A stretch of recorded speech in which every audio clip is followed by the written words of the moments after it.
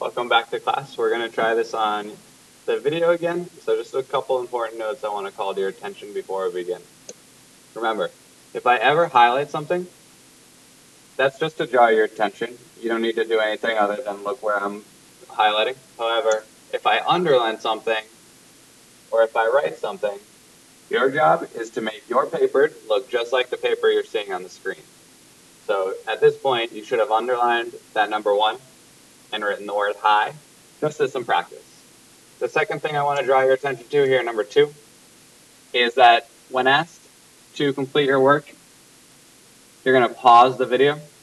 In that video, I'll say pause now and complete questions 1 and 2, or something along those lines. And it's your job then to pause the video, complete your classwork, and then we'll go over it on the video together. For number 3, you may rewind and pause as you need to get your notes. So let's say you couldn't write as fast, I didn't give you enough time, something like that. Feel free to pause. You can copy down what's on the screen, and then you can hit play again. That's one of the benefits of using the video, so please take advantage.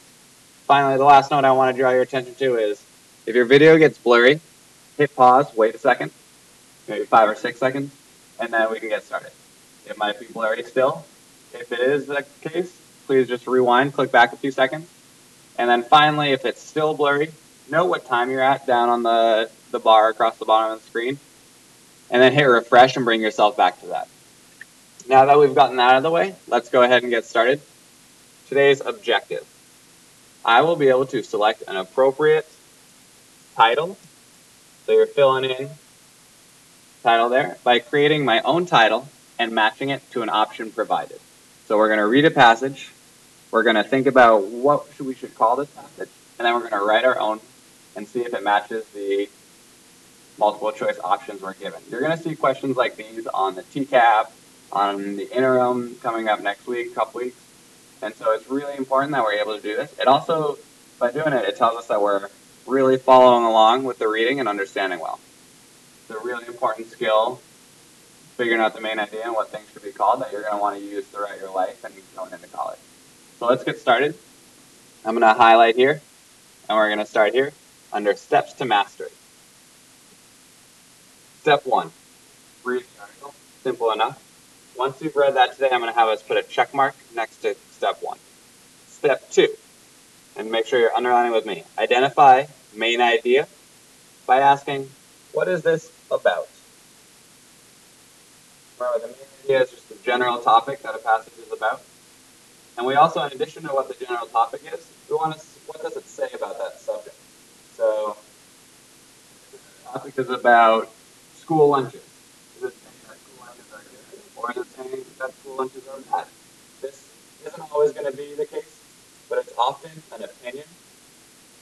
I'm going to rewrite that because I read it very sloppy.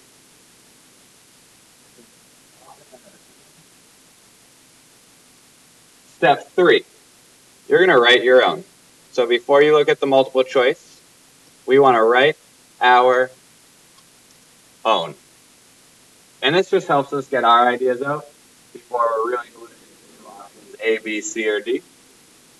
And once we've written our own, we're going to match to the multiple choice questions. Cross out questions. What I really mean here is answers. Pause if you need to catch up on those notes. We're going to take 1 second and go down here and look at what makes a good title. A good title is interesting. A good title is on topic. About school. Your top title is about McDonald's, right? Finally, it discusses the main idea. We just talked about that. And we're pretty good at identifying main ideas. On topic, interesting, and discusses them. I'm going to go ahead now and erase this whole one. And you're going to keep what you have on, but we're just going to try a couple on our own. Or excuse me, we're going to try a couple together. But for now, you need to be making sure you have all your notes down. All right, so now what we're going to do is I'm going to go ahead and read. As I read, I'd like you to follow along and make any of the annotations that I make. You'll notice that even once I've read it, I'm going to follow exactly the steps that we planned out in the Steps to Mastery and we just took notes on. So step 1, as you'll know, is read. Follow along with me, make my notes. Gary Golden sits in a small cafe in Brooklyn, New York. In front of him, sheets of paper with diagrams litter the table. He rapidly sketches trains, cars, and highways as he explains his ideas. Gary Golden has one passion: transportation. The science of how to move people from place to place fascinates him. He spends his days studying the relationships between cars, subways, and trains. But he's most excited about imagining the way these relationships will change in the next 20 years. I read the whole thing. Now I'm going to go back and annotate. So I'm going to start here. Gary Golden, that's our main person. So I'm just going to draw a very quick stick figure. I'm not very good at art. You don't have to be either. So Gary Golden, that's our main character. We have in front of him, we have some sheets. He's sketching, means he's drawing trains, cars, and highways. That seems important because that's what he's focused on right now. I'm going to skip down here. We're at Gary Golden has one passion. I'm going to underline passion and just draw a little heart. Passion is something you love. And then I'm going to underline transportation. So his passion is transportation, and my annotations tell me that. Transportation, the science of how to move people from place to place, fascinates him. He spends his days studying the relationships between cars. I'm going to underline these because that's what he spends his days studying. Cars, subways, and trains. But he's most excited.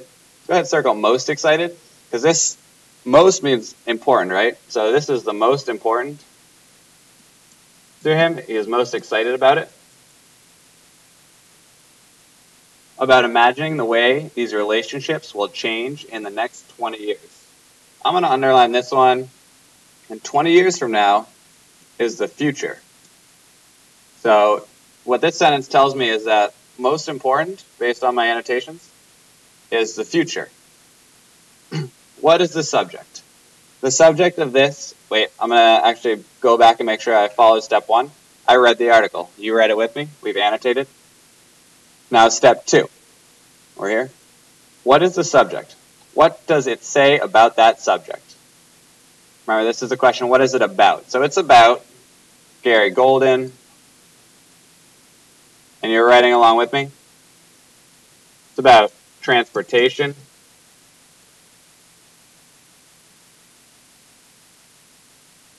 Pause the video now. I'm going to ask you to fill in one more thing it's about. You can look back at your annotations for the last thing it's about. Once you hit play, it's going to tell you the answer, but I want you to try it on your own. All right, we're back. The final thing it's about, you might have this, you might not. If you do, give yourself some shine. If you don't, I'd like you to go ahead and put it down. The final thing it's about is future, and we can look here, look at our annotations, and see that. So based on the subject and what it says about the subject, this tells me the main idea is Gary Golden loves future transportation.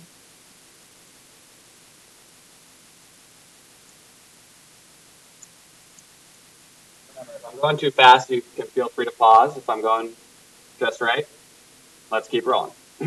So now I have the main idea. I know what it's about.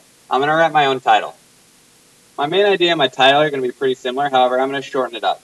Gary Golden loves future transportation is going to be too long a title. It's also not that interesting. So our title is going to be interesting, on topic, and bring in the main idea. So what I'm going to say for my title is something that has to do with Gary, maybe. So it definitely has to do with transportation. So what I'm going to say is the future, and you're writing this with me, of transportation.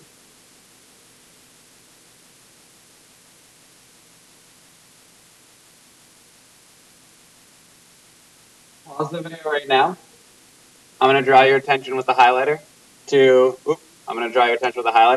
to question 4. Step 4, excuse me. On your own, I'd like you to match the title I just wrote in step 3 to one of these, A, B, C, or D. Take about 10 seconds, pause the video, do that. All right, we're back. And looking at my own title, it looks like I did a pretty good job because that's pretty similar to one of the ones we're finding here. I'm going to rule out a couple first. So Brooklyn, New York is where this small cafe is that Gary Golden is in, but it's really not what the story is about. Gary Golden, while it is what the story is about, it doesn't tell me enough. It's not really the main idea. And predicting the future of transportation, that's a good start. So I'm going to keep that one circled. I'm going to keep it there. Trains, planes, and automobiles. That's another good title because it definitely is about some trains and planes and automobiles and other types of transportation. But that's a little too simple, right? It doesn't bring in either the future or Gary Golden. It just talks about one thing. So if you said the answer is B, congratulations. If you had something else, that's all right. This is only our first try, so we're gonna be working on this. I'm gonna go ahead now and clear the screen. I'd like you to turn to the next section. It's going to be labeled, let's try one together.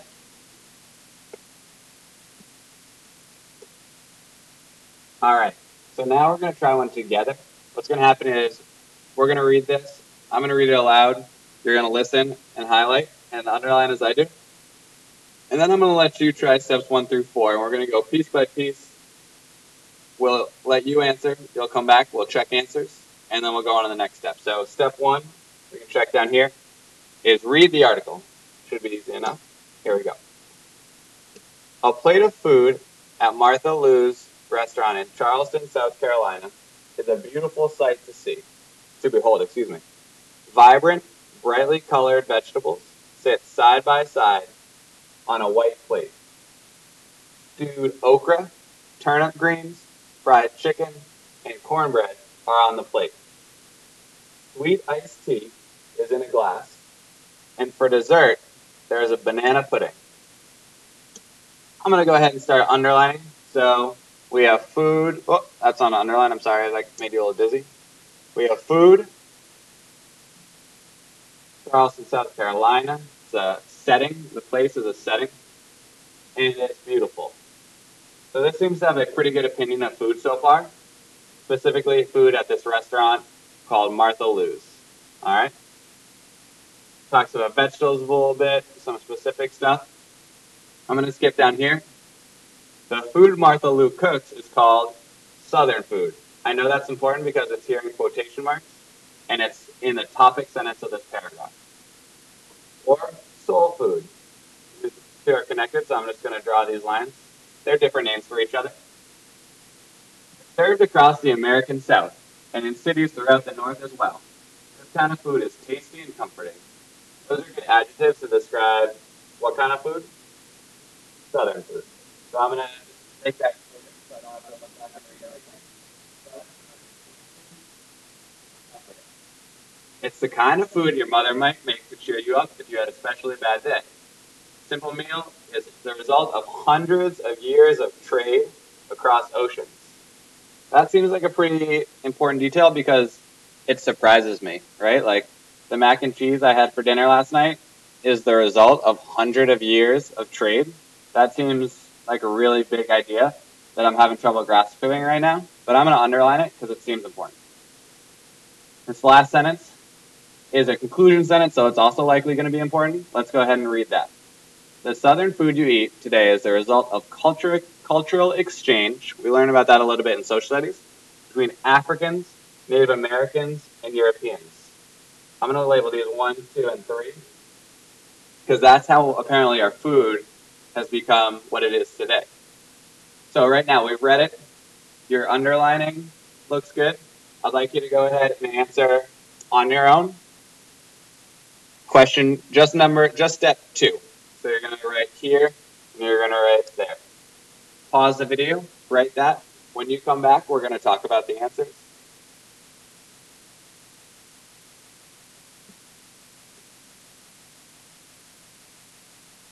Sorry, I'm having a little technical difficulties right now. There we go. All right, by now you've completed step 2. We're going to go ahead and check our answers. So what is the subject? What is the article say about the subject? The subject is Southern food. I'm going to write Southern food.